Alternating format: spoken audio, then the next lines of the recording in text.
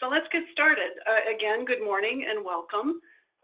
CTC and Associates is really pleased to be working with MnDOT Research Services and Library on this series of webinars for principal investigators.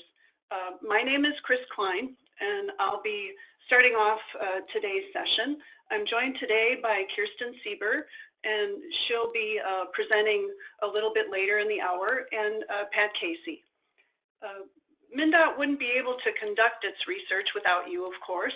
As principal investigators, you're a critical partner in MnDOT's research program. And MnDOT has long recognized that it benefits from the knowledge and the expertise and creativity of the research community and really depends on you as researchers to bring innovation to the department. So today's session and the three that follow, we have three scheduled for early May, are designed to help you in your role as principal investigator, to give you the information you need and provide the support that will help you do your job as a researcher.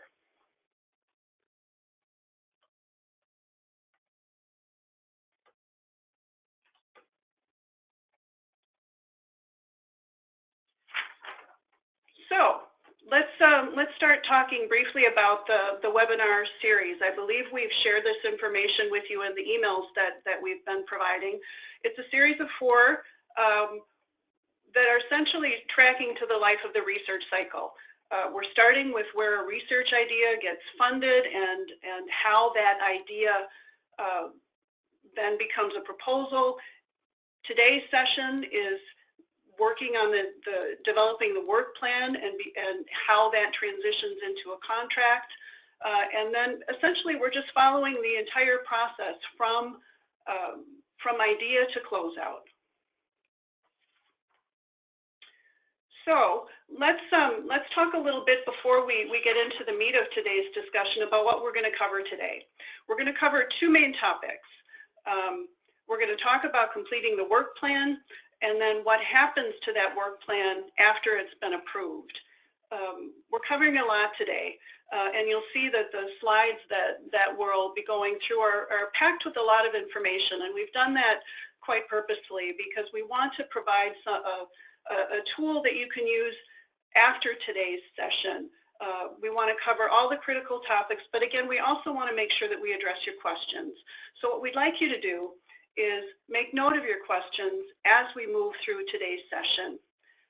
And after the session, what we'll do is send you an email with information, with an email address for you to send those questions to us.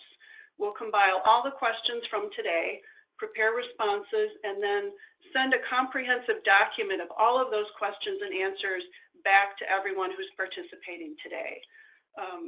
In this email that we'll send after today's session, we're also going to include a copy of the PowerPoint. And again, we've packed the PowerPoint with a lot of information with the hope that it will be useful to you after today. So don't worry, we're going to talk about a lot of details today. Don't worry if you miss something. You'll have that file to refer back to later. You know, you may not be working on a work plan for this research cycle. So you'll have this PowerPoint filed away for when you actually are working on a work plan. And in terms of what's next, Kirsten is going to be walking you through what's next in the webinar series. I just touched on it very briefly. And she's going to kind of recap what's next in terms of what we'll be following up with you after today.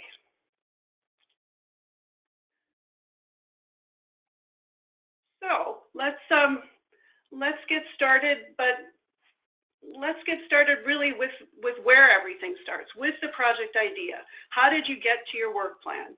Well, it started with a project idea that was likely submitted online through IdeaScale, which is an online system that MnDOT uses to gather research ideas. And that's where the research cycle starts. And we wanted to let you know, we're going to talk much more in detail about this process in a future webinar, but we wanted to mention it at the top of this discussion so you know about the deadline of May 18th. That's for submitting ideas through IdeaScale. Coming up, we just wanted you to be aware of it. More to come in a future webinar. Before we talk about the work plan itself, I wanted to spend a few minutes talking about the key players. And those of you who are veteran PIs, all of these roles are going to be very familiar to you. For you folks who maybe are new to the process, we wanted to let you know who you're going to be working with. And it all starts with the project champion. Now this is someone from MnDOT or another agency that would be affiliated with a funder, and this is the person who is going to be really driving that research project from its inception. This person will work closely with you, likely on your project proposal, and usually becomes what is termed a technical liaison, and we'll talk a little bit more in detail about what that technical liaison will do. The project advisor is a critical resource for you within MnDOT. When you see the acronym RS&L, that's Research Services and Library. The project advisor is a MnDOT Research Services and Library staff person, and the project advisor leads the transition from proposal to contract. So this is the person who's going to be providing the support, helping you navigate what you need to do to take that proposal and turn it into a work plan. And this person will also help coordinate getting your draft work plan reviewed and approved. The project coordinator, again, a MnDOT RS&L staff person, most often is going to come into play after you've gone through your work plan. Your work plan has become a contract and your contract is executed. Well, now you're ready to start work. And the project coordinator is the person who takes over project management from MnDOT's perspective. They provide support and resources for you to help guide that project through to completion. Now, in some cases, that project advisor that you worked with on the proposal and on the work plan may continue in the PC role and take care of project management. So that could happen, but you may be seeing a handoff from the PA, from the project advisor to the project coordinator. Now, technical liaison. Mentioned that just a minute ago. This is a subject matter expert from MnDOT who is essentially your primary contact on the technical advisory panel. They lead the technical advisory panel. You'll notice that we tend to use a fair number of acronyms. TAP, I'm sure you veteran PIs are familiar with that acronym. The technical liaison is your partner essentially in working through the research. The TL will assist with scheduling meetings, approving deliverables, coordinating technical reviews. And this last point we'll talk about in more detail in a future webinar. There's a new online performance evaluation system that MnDOT has adopted, and it's a two-way evaluation. So you as the principal investigator will have an opportunity to evaluate MnDOT. The technical liaison does essentially the same thing, evaluating from his or her perspective his experience with you and your research team. More on that later in a future webinar. The technical advisory panel is a TAP, assembled by the technical liaison and project advisor very early in the process. And again, these are subject matter experts. They can be from MnDOT, they can be from, they could be county engineers, they could be people from, environmental agencies. Whatever topic area you are investigating, the subject matter experts are going to be coming from an appropriate area of expertise so they can provide assistance.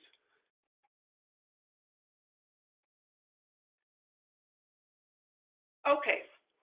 Your university obviously is a key contact, and we encourage you, if you haven't already gotten comfortable or familiar with your university research program contact, do so. They review and approve your work plan, they sign your contract, and at the end of the presentation we'll have contact information for your particular university. MnDOT Finance and Contract Services is another group that will provide support throughout this portion of your research. They approve your work plan and they take that work plan and translate it into a contract. Well, let's start talking about the work plan itself. That's really the meat of what we came together to talk about today. And you'll find the work plan on the MnDOT website. If you look along the bottom of all of these slides, you'll see the URL for the RS&L website. And I encourage you to go there. There's a lot of information, a lot of guidance, a lot of support materials, and this is where you'll find the work plan template. Go to the RFP Contracts tab and scroll down to Step 7, Contracting. That's where you'll find the template itself. Now, one of the reasons we wanted to talk about the work plan at this point, and why we wanted to kind of start the webinar series a little bit in the middle, was to talk about these new tasks that are going to be appearing in your work plan template. If you've done a work plan before, these will be new to you. And there are 3 of them: research benefits and implementation, out-of-state conference travel, and equipment. And we're going to talk about all 3. For those of you who have done work plans before, you know the form has been designed. They're designed to be hopefully as user-friendly as it can be. The instructions are embedded in the form. They're in red text. You can see on this graphic the red text. So hopefully with today's session and with the instructions embedded in the form, you have the guidance that you need to complete this. But of course, there's always support available to you from your project advisor. Additional guidance is often also provided by your university research program. And again, there's contact information at the end of the presentation, and if you are not familiar with who you should be contacting. So getting started, your project proposal is where you get started. A lot of the information in that document is going to be translated into your work plan. You'll probably have to do some modifications, but it's where you start. It has a similar structure. The research benefits you would have addressed in your proposal. That appears here. The scope, the tasks. We're going to talk a fair amount about tasks today. The budget, and subcontractors and agency assistance may not apply to every project, but we want you to be aware of some of the things that we're looking for if you do have that type of element in your research project, how it's to be reflected in your work plan. Well, let's start with this new task. It's the first of 3, research benefits and implementation. And it's not new in the sense that you haven't been somewhat familiar with it, because you would have addressed it in your project proposal. You would have been asked to identify key potential benefits and implementation opportunities, and I've included them at the bottom of the slide, things, possibilities. So what you'll do in the work plan is begin with a description of those benefits. Pull it from your proposal. We'll talk in a minute about the additional tasks. And MnDOT will provide additional resources to help you complete this task. Now, I wanted to mention that MnDOT understands that not all projects will have quantifiable benefits. What we suggest you do is start by talking with your TAP. Talk to your technical liaison. Talk through whether or not it appears that your research would lend itself well to quantifying benefits. In some situations, if the TAP determines there are no direct benefits that can be quantified, then you don't need to include the research benefits and implementation task in your plan. That's something that will be determined on a very research-specific basis with your TAP. But if you do determine that it's relevant to your project, what you'll do is recap the potential benefits cited in your proposal, define a methodology to calculate benefits if you can, develop an assessment tool if you need to, and then lay out the steps that MnDOT would have to take to implement your research. Now here's the new part, the 2 tasks. What you will be doing when you address this in your work plan, you're going to be preparing 2 deliverables that are associated with 2 tasks. Now the first one, and we're calling it Task A, is a memo that you would prepare about 3 months after the project start date. And so this obviously comes very early in your project, and we ask that you would include this as the first task in your task list. This is an initial estimate of research benefits. We understand it's very early in the process. You don't have perfect information of what your research results are going to be. So it's going to be an estimate, clearly. You'll want to, as I said, document the methodology that you're using to determine the benefits and potential implementation steps. And what this does by doing it early in the process is helps you as a research team and the TAP focus on benefits and implementation very early in the project and keep that focus on through the life of the research. So you see how those benefits may evolve as more information becomes available through the course of your research. Now we say we're shooting for a target date of 3 months after the project start date to have this memo delivered, but work with the TAP. If you think you need more information to draft the memo, we encourage you to have that discussion with your TAP. Okay, second task, task B, we're calling it, is the second memo. And it's prepared near the end of the project. And we're suggesting that you include this task in your task lists before the draft report. And the reason for this is we want to have whatever results you're identifying in the second memo appear in your draft report.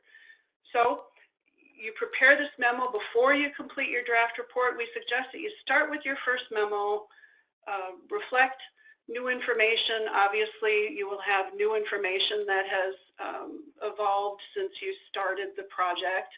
And once you have your memo reviewed by the TAP and approved, then you can take the findings from that memo and include it in a draft report.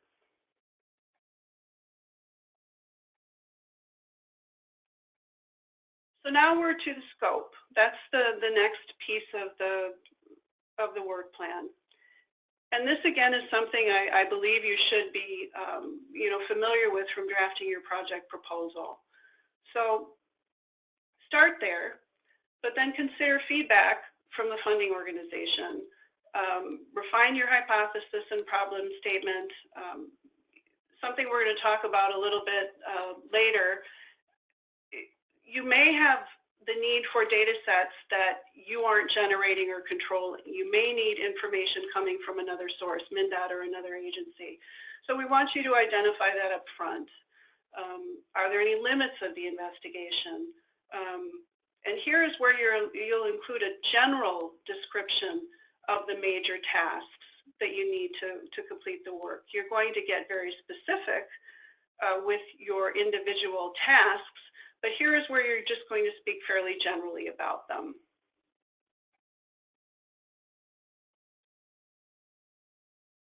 Now, each task includes standard elements, and again, this is itemized in the work plan. The description, there are 3 dates. We'll talk about in a minute in a little more detail how long the task is expected to continue, and a description of the deliverable.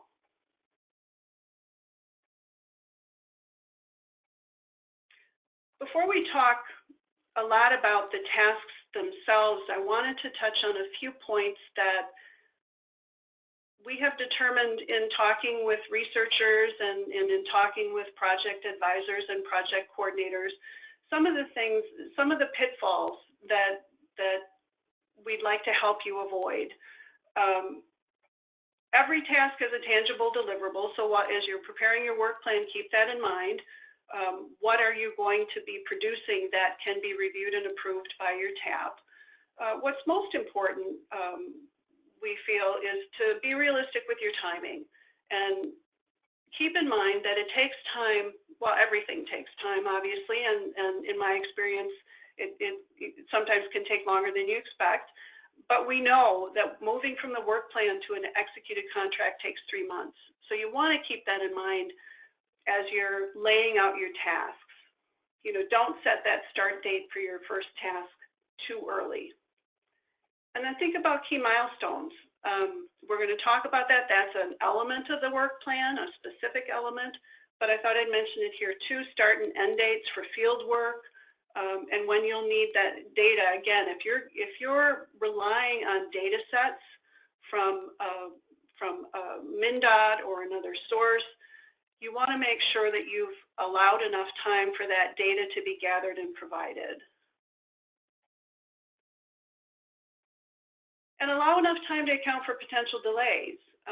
Weather, in Minnesota, we know that can be a little variable, and I realize folks are joining us from around the country.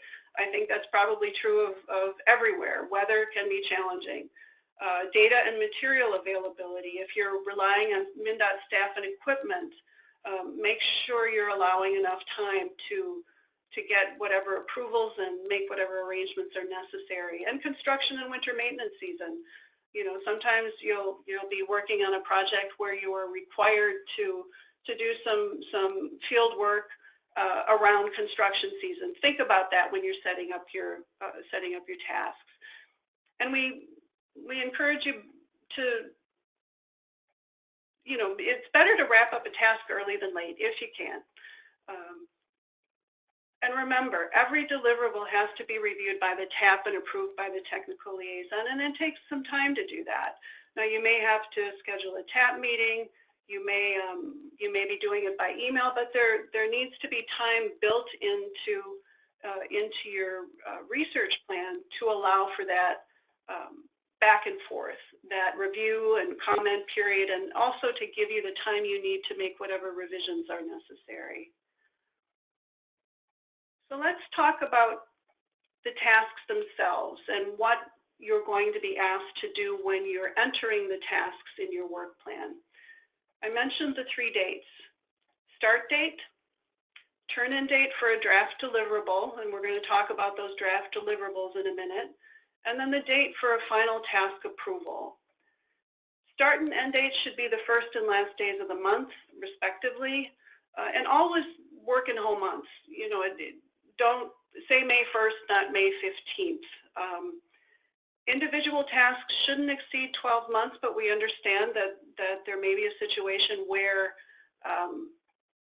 you have a monitoring project, for example, that will unfold over a 2-year cycle. And in this case, we suggest you break it up into 2 tasks so that individual task is not exceeding that 12-month threshold. And again, I mentioned the 3 new tasks this cycle. We've already talked about the first one. We'll talk about the other 2 in just a minute. In terms of contract duration, no contract can exceed 5 years in total. And while we ask you to provide a justification if your project will take more than 2 years, it's fine if your project exceeds 2 years. We just would appreciate it if you could include a justification in your work plan. And we understand monitoring projects often have to exceed 2 years. We just have no flexibility with regard to the contract exceeding 5 years in total. In terms of closeout, and you will learn more about this piece of the research cycle in a separate webinar, and Kirsten will walk you through that schedule at the end of today's session. But I thought I'd mention it just very briefly here. MnDOT adds 2 months after completion of the final task to handle project closeout and administrative activities. And you don't need to worry about that when you're doing your work plan, but I wanted to mention it because you'll see it in your contract. And I wanted to point out that those 2 months are used by MnDOT for these administrative activities, and you still need to complete your final task by its due date. You know, I wish we could say that 2 months was a little wiggle room for you, but those 2 months are used by MnDOT to close out the project. Talk a minute about task deliverables. I mentioned before that all tasks have a draft deliverable, and that's 2 months before the due date. And that 2-month period is used for the TAP review and for you to make changes and to give everyone the time they need to develop a product that everyone's comfortable with. So keep that in mind. You'll have a final due date, but that final due date is not the one I would encourage you to focus on. The date I would encourage you to focus on is this draft deliverable date that's 2 months before that final task due date. Every task requires some type of summary report. We've talked about deliverables. Presentations, though, they're wonderful, and then they'll be filed with the project documents. They're very effective for TAP meetings to provide a concise summary of what's happened in your research. But in terms of a formal deliverable, you would also need to produce some type of summary report, memorandum, for example. And again, your technical liaison can help you, and your project advisor can help you with what that report might look like or how to identify that in your work plan. And plan for a deliverable that can stand on its own. Don't link interim tasks to a final report. And again, work with your technical liaison. The technical liaison and the project advisor are here to provide that support. Sorry. Here we go. Task timing. Many of you may already be aware of this, but I wanted to mention it, that MnDOT operates on the state fiscal year that ends on June 30th and prefers to pay for a task deliverable during the fiscal year it was scheduled. We understand, and tasks often do cross fiscal years. Keep in mind that the funding follows the task due date, and funds can be lost if tasks aren't completed as planned. I've got a slide here that I won't go through in great detail, but I wanted you to just see an example. And again, you'll get a copy of the PowerPoint, and you can refer back to this if that would be helpful. But here are two examples of how budgeting follows task completion. If you complete a task late, and say you cross into the next fiscal year, we can't use funds from the fiscal year we originally budgeted for. We need to pull from the next fiscal year's funds. Conversely, if you complete a task early, we have more flexibility. We can use prior year funds, if they're available, to pay for a task that's scheduled to be completed in the next fiscal year. Just something to think about when you're laying out your schedule and you're kind of getting close to or bumping up against that June 30 day. Just think about how that might impact your schedule and impact the budget. Well, now we are to the second of the three new tasks, out-of-state conference travel. And this new task requirement applies only to conference-related travel that is out of state. We want you to add the task at the end of your task list, include attendee and conference information and the purpose of the travel, and you'll do one other thing. You'll have the task included in the work plan, and you'll also include a brief budget justification, and that's in work plan item 7. And we ask that you tie it to the purpose. Your purpose of the travel is tied to the work plan and contract. Now, you may be attending TRB or some other conference presentation, so it's tying that purpose would be, I'm sure, relatively easy for you to do, and describe how your attendance will benefit the project. One thing to keep in mind is that you have to have MnDOT's authorization before you make every conference trip. And we're going to talk in much more detail about travel authorizations in the next webinar. We're not going to get into that detail today, but I just wanted to mention a few things about it. That most conference-related travel is expected to occur near the end of the project. We ask that you submit the written request and there's a form, again, online. We encourage you to go online and look at the RFP contracts tab. You'd submit the written request 2 weeks in advance by email, and you would submit your conference presentations to MnDOT for prior approval before you deliver it, but there again, you can be working with your project coordinator, and you provide the copies of the presentations materials to MnDOT. And now we've come to the third of the three new tasks for equipment. If if your equipment purchase is over a specific threshold that's identified in your master contract, you need to include a task in your work plan. We've included a table here. If I move off of the slide too quickly, you'll be able to see it in the file we provide later. But if your equipment purchase is over this particular threshold, then you need to include the new task. And if you need to refer to your master contract, we would suggest you contact your university's research program contact, and we'll have those contact details later in the presentation. So just like the out-of-state conference travel where you had two elements, you had the new task and you had the budget justification, same thing for this equipment task. You're creating the new task and you have the budget justification. When you're doing the budget justification, you're responding to questions like these. Who's responsible for maintaining and operating the equipment during the project? Will this equipment or software become the property of MnDOT after the project is complete?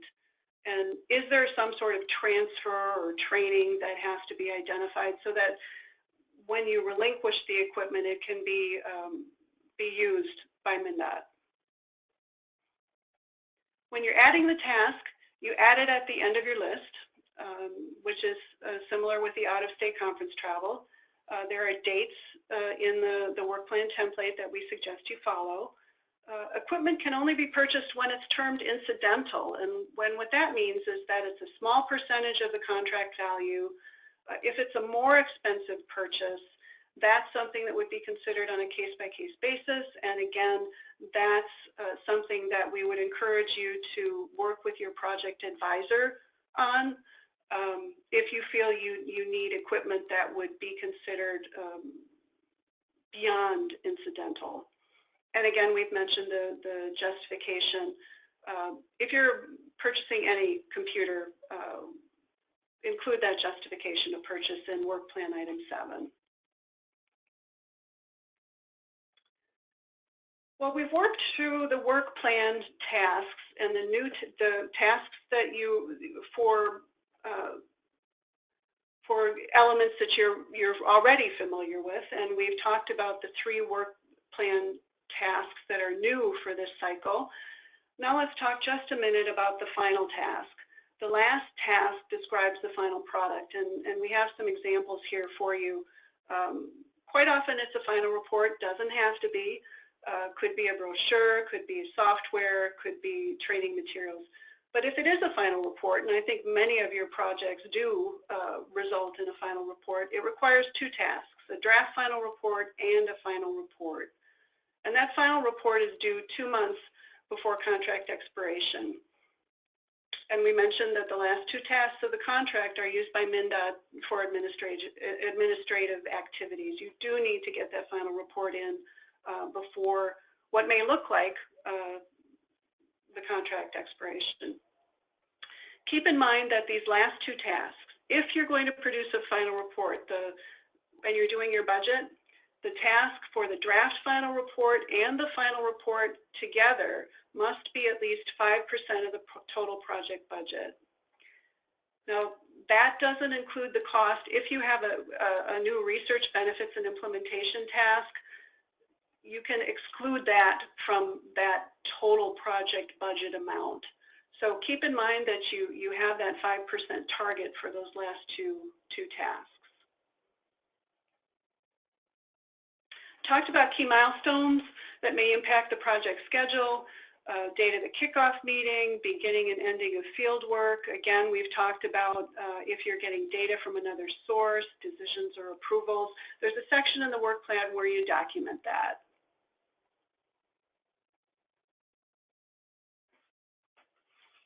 Okay, so let's talk a little bit about the budget. You start with line items for salaries and benefits, and you list that for each person on the research team. Then you proceed with non-salary items. That's the cost for equipment, supplies, and travel. If you're going to be working with a contractor, a line item cost goes in the line item budget. You have a sum of direct costs, And indirect costs, we won't talk much about those. What I would suggest, if you feel indirect costs relate to your project, that you contact your research program contact for assistance. After you do the line item budget, you're going to allocate funds by task in a project schedule. Now, for this cycle, in this version of the work plan template, it's going to look a little different. You're still required to include the same information, but visually it's going to look a little different for you. You're going to allocate funds by task in a project schedule, but the project schedule is going to be broken down by fiscal years. You want to make sure the budget totals match, and do they add up to your approved budget amount. If you have additional information, now not everybody will, about matching funds, in-kind or other contributions, the work plan prompts you to document that. Subcontractors. If you are going to work with subcontractors, keep in mind that the cost for subcontractors cannot exceed 50% of the total budget. You'll want to include a commitment letter from the subcontractor. And when you're doing your tasks, think about how that subcontractor is participating. Indicate, is the subcontractor solely responsible, or will that subcontractor be collaborating with the research team? You know, indicate that as you're preparing your task. And we also want you to include an organization chart. Indicate the decision makers on each team, and if you can, describe the communication between the teams. Which decision maker is communicating with which decision maker? It just gives MnDOT a good idea of who would be the key contacts if you are working with a group outside of your research team. Intellectual property, I mentioned here very briefly. I won't talk much in much detail other than to mention that there are clauses in your university's master contract with regard to copyrights, ownership, royalties. What we suggest you do is contact your university's research program contact if you have any questions, if you have any concerns about how intellectual property is going to play into your research project. And this is the last item that we'll talk about with regard to the work plan, agency assistance. We've talked about how you want to keep this in mind when you're scheduling your research, when you're preparing your tasks. If you're going to require materials or data or some other type of assistance from someone in MnDOT or perhaps another agency, you want to keep that in mind as you lay out your tasks, but you also will want to address it in the work plan in the appropriate areas toward the end of the work plan. You'll want to describe the type of assistance, you'll provide a timeline, include contact information, and finally include some sort of documentation, an email, a letter, something that indicates the commitment that you have gotten from this individual to provide these resources for your project. You probably provided this with your project proposal. All you need to do is pull that out and attach it to your work plan. So now you've got your work plan done. Now what? You've got your draft work plan prepared. It's reviewed at a pre-contract TAP meeting.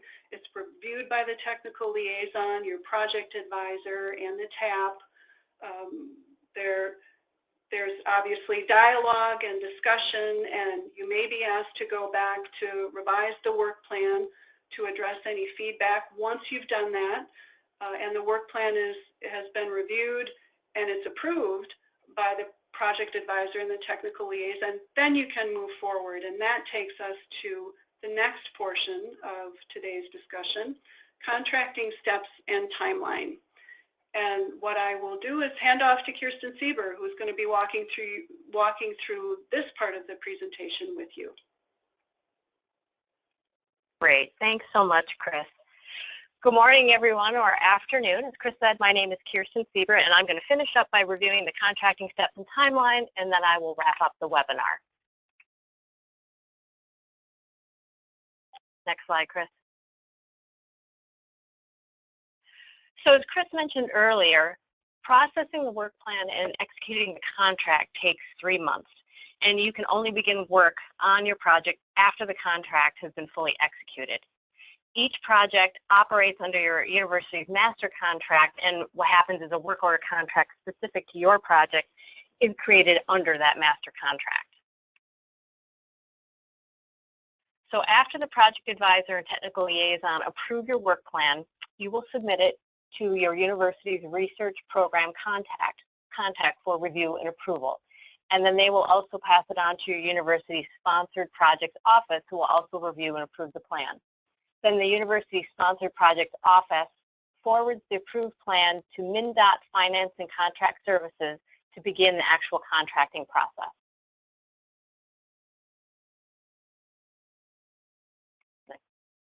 So what MnDOT Finance and Contract Services does is prepares a requisition package that will be used to prepare the work order contract. And the actual contract is prepared by MnDOT Consultant Services, and it's based directly on your work plan. And when it's completed, Consultant Services sends a draft contract to your university for signature, and then ultimately it gets sent on to MnDOT for their signature. At the point that the contract goes back to your university, you will review it before it gets signed, and it's at this point that you should read over the contract and check it carefully for any omissions or errors. And then once the contract is signed by both parties, it's provided to everyone, so you'll get a copy of it as well. So this is the general contracting timeline. It may not apply to your project exactly, but it provides a sense of all the steps in the process and when they might be happening. So it's just a good overview of what's happening when, and you can see where you might be in the process and what the next steps are. Go ahead, Chris. Go ahead. So the key contacts, your university research program contact is your first point of contact, and they can help you with things like approving the work plans and working with your master contract and some other things that we will review in future webinars. At MnDOT, your first and primary contact is your project advisor until the project begins. And then, so you'll always get in touch with them, and then they will help you contact other parties at MnDOT, such as MnDOT Finance and Contract Services. They can help you with questions about the contracting process, but again, always start with the project advisor. And then if you have a high-level program-related issue, those questions go to the MnDOT research manager. But again, for project-specific issues, always start with your project advisor. So, go ahead. So here is a list, in case you don't know, of your specific research program contacts at your university. So this will be available to you in the PowerPoint so that you can have that person's name if you aren't already familiar with them. Go ahead, Chris. And then this is the list of MnDOT research project contacts. So there's 3 project advisors, Faraday Amiri, Mitch Bartels, and Bruce Holthusen. The folks in finance and contract services that you would deal with would probably be Becky Lean and Debbie Sinclair. And then at the program level, Hafiz Munir and Linda Taylor. And remember, these are for more program-related questions, not project-specific questions.